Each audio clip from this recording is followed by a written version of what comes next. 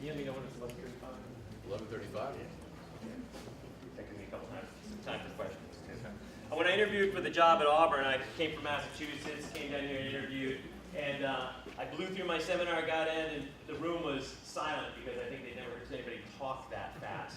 And I think the only comment was, we don't say crick, we say creek. And I'm like, all right. But I got the job, so it worked out. And I noticed Beth can say y'all. Yes, I cannot do it. And she loves all y'all, that is her favorite. This is risky. You put together a symposium with these guys, and that took more work than I thought. So I'm going to present work that was done by Curtis Gamble, a former graduate student that I worked with, and that's always risky because my name's on it, but Curtis did all the work.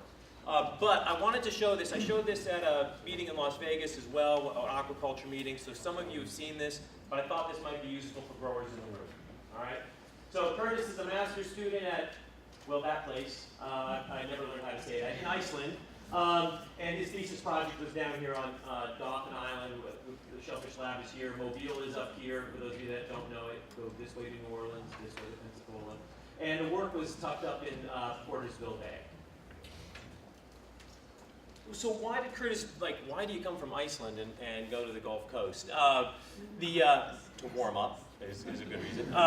But really what he was looking to do here was looking at informing the cultured oyster industry in Alabama and others about the effects of different culture practices, and specifically looking at specific factors that a grower could control. What does a grower control? Well, if you can get them, diploids or triploids, you make a decision.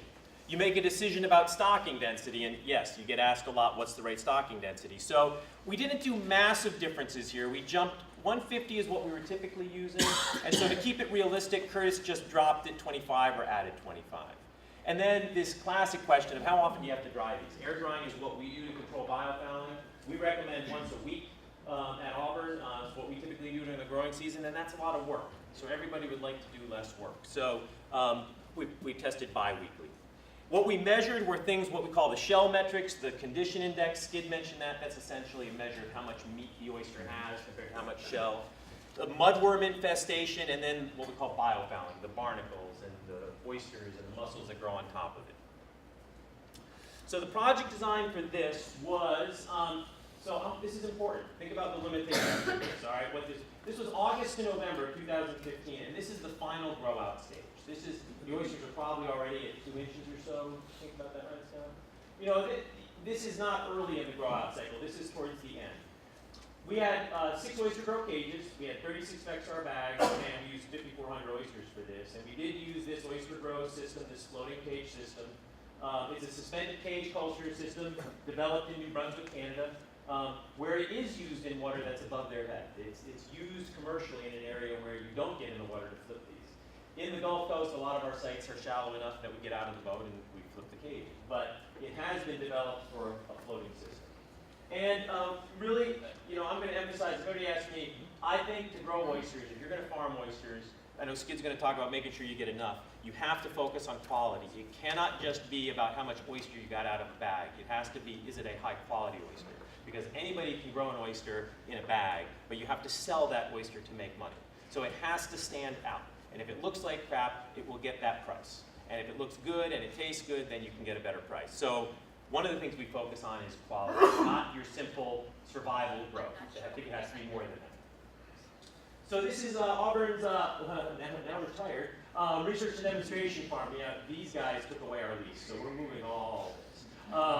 But this was the grow out area. These are some oyster grows deployed on lines, but you can see we also have some long line systems. This is the research and demonstration area. This is a commercial sector that was using us as a business park in there.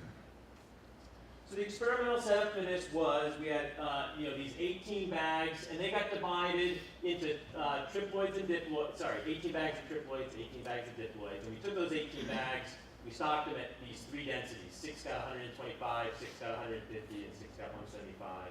And then half of those bags were flipped weekly, and half were flipped bi-weekly. Curtis went out September, October, and November, collected some oysters from those, and took a look at and measured those things. We collected them, labeled them, and brought them back to the lab. got colder in Alabama than he thought it would, by the way.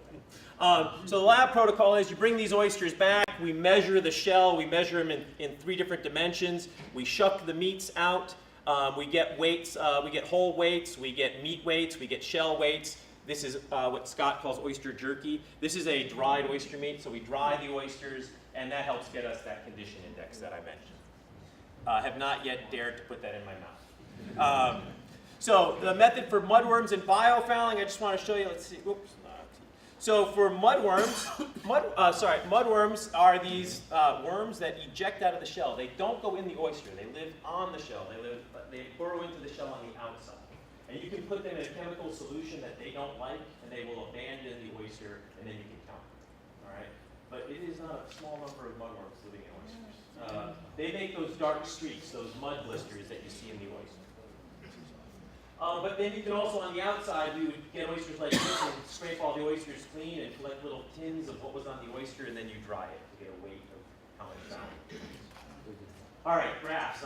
I know, scientists, we do graphs. Let me just walk you through this one. So September, October, November. Red is the diploids, blue is triploids. This is the shell height, and we just called how much did they change? Because when we started the experiment, the diploids were already smaller at the beginning of the experiment. So what I'm showing you here is not how big they were. I'm asking how much did they grow from the last time we measured them. All right? So we're trying to reset we're just asking how much did they grow over the experiment. Well, triploids didn't really get a whole much larger until you got into November, and then you start to see them, we start to see a growth advantage to that. On the other side, this is your biweekly, and this is your weekly. And you can see once you get out here, this isn't statistically significant yet, but those biweekly oysters are a little bit bigger, a little bit longer than the weekly. There's a penalty to flipping those cages. You're going to lose growth, or at least shell height. Cup. So this goes to what I call quality of an oyster. We like to measure the cup of the oyster and the fan of the oyster. And so we look at how deep a cup it is compared to how long it is. We look at how wide it is compared to how long it is. So a higher ratio means an oyster that would appear in your hand to be more deeply cut. There's some data that says anything over 0.25 is a good cup. The guys in Australia, we heard the magic ratio, bless you, is I think 0.33. Because for them, a perfect oyster is 3 to 2 to 1. So 3 long to 2 wide to 1 deep. 3-2-1 oyster is an oyster that everybody looks at and goes, it's perfect. So I want to show you, there's nothing below 0.33. These are all well-cupped oysters. But the diploid oysters did get a better cup over this study with these methods. Condition index, I know it's a lot of lines here. I just want to show you, if you look at triploids first, which is blue, the condition index doesn't change much because they weren't spawning. We don't see much change in the condition index over this. This is actually the change in condition index. You can see coming into September, it's not much improvement, not much, maybe getting slightly better by November, that those diploids are finally starting to fatten up a little bit. They're still not as fat as the triploids. All right. Biofouling. So this, I want to emphasize this because to me, for a grower, like how crummy looking are my oysters on the outside? So if you have these different stocking densities, you can see that we actually got, even at this stocking density, these oysters, at the biweekly, that lower density had higher fouling. I'm not sure why that is. But the big difference here is you can see that the weights of biofoulers on the weekly are much less than what you get once you go biweekly. Biweekly seems to be too long for us. Mudworms. And again, these are the streaks that I was talking about right here. All right, these are those mud blister streaks. They don't affect the oyster. Well, we're working on whether they affect the oyster, whether they stress the oyster. But the consumer isn't eating them. Who cares? Well, they are little pink worms. And when they we have had at least one restaurant, I know one grower here, had a restaurant that complained because when you put an oyster on ice and that mudworm finally decides this is not the oyster it wants to be in anymore, and it leaves that oyster and crawls across the perfect white meat of your oyster, you will have trouble selling oysters to that restaurant again because they're sure that those are parasites. And I tried to convince them this is a sign of freshness because only fresh oysters could have mudworms, but they weren't buying that. The other thing is that what we heard was that when people go to shuck these, if you've got really bad mud blister infestations, they're hard, they will crumble. All right? So it is cosmetic, but there may be some other factors. And again, I just want to show you, if you go bi-weekly, it doesn't matter, September, October, or November, you can see that the number of mudworms that you get, and by the way, look at this, we're talking about 120 mudworms per oyster. I mean, this is not a small number of worms, but you can see that if you flip weekly, you really bring that down. You don't bring it up, but you really bring it down. So, I like take home. Did I talk fast again, Marty? I did. All right. So some of the take homes, if I were a grower, the things I would take from this is triploids grew faster in ours. They do that, and they do have better condition index.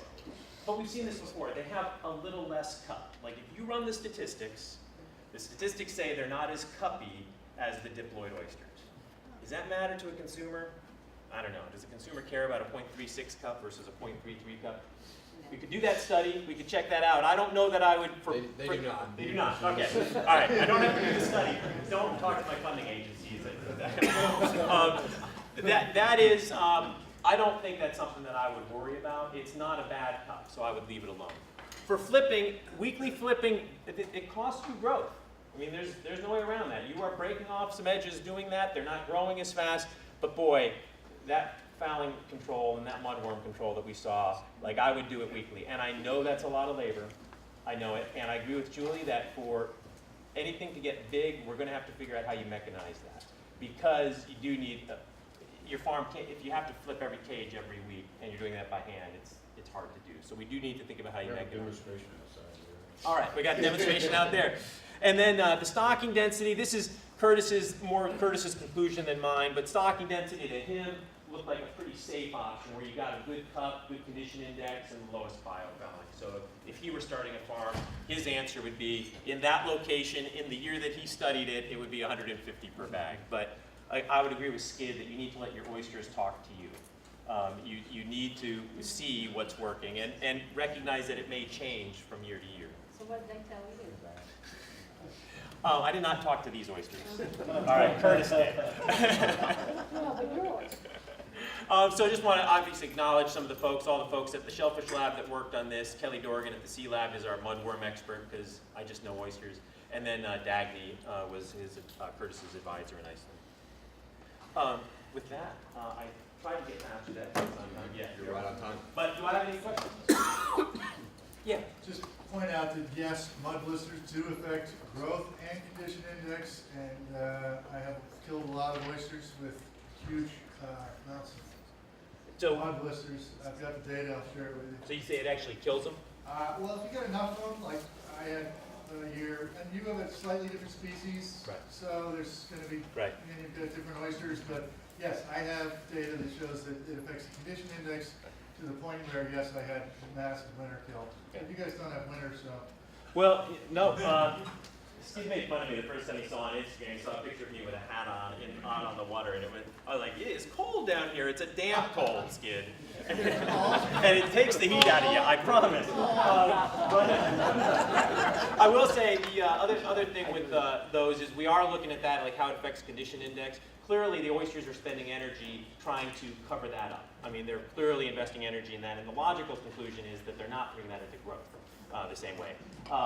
But very rarely have you seen somebody say, like, these mudworms killed all my stuff. But they could certainly, in extreme cases, kill them, but certainly could lower the quality of the meat, because if they're putting that energy in. We did, one of the questions that we had an undergraduate student that's off-bottom oyster farming, used some x-rays trying to look at other ways, like how long does it take to recover from mud blisters? If you put your oysters in a brine dip to kill all those mudworms that have infested, and then you say, how long till the oysters heal up and cover up all those blisters? How long does that take? She tried to start looking at that, and turns out that they started infesting them again pretty much a week or two later. So you have to be to me, you have to be very proactive in controlling these. Did y'all do anything as far as like the salinity to see whether one area that had more salinity?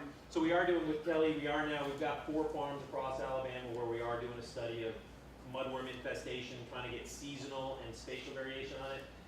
Right now, it just looks like we have mud blister worms everywhere. There are, what happens is we don't get a simple answer like this area doesn't. This area now has them, and then later another area will have them. So we don't know yet. We're looking in the water for the larvae and trying to see if you have an infestation, presumably, is that enough that they would infest nearby oysters? Do you have to control that? Seasonal? Does seem to be some seasonal component. So Seems to you drop off. maybe weekly in the winter is not. Right, yes, there is potentially in the winter you might be able to drop back from that. Yeah, Jay. Subjectively seen on our farm that if you grow a lot of oysters, you grow a lot of the biofouling organisms. Okay. Because you are giving them more substrate than they would have naturally to settle on. So you figure boring sponge for us, polygora, hookworms, being biologic, you're increasing the density of where they prefer to live by order of magnitude. And so you see that, and so that is something that you now have to take. And you're also putting out more of a chemical cue for the larvae of those things to potentially draw to that area. That's, I think, a really good question to think about. How much risk are you like if you kill off boring sponge, is that really important because are they reinfesting your crop? Julian? Does the mudworm depend on having a live oyster as opposed to? We that's a great question actually. We've got some lab experiments going to see if they will they go into just dead oyster, like a shell from a dead oyster or not. And I don't yet know that. Yeah, like I don't know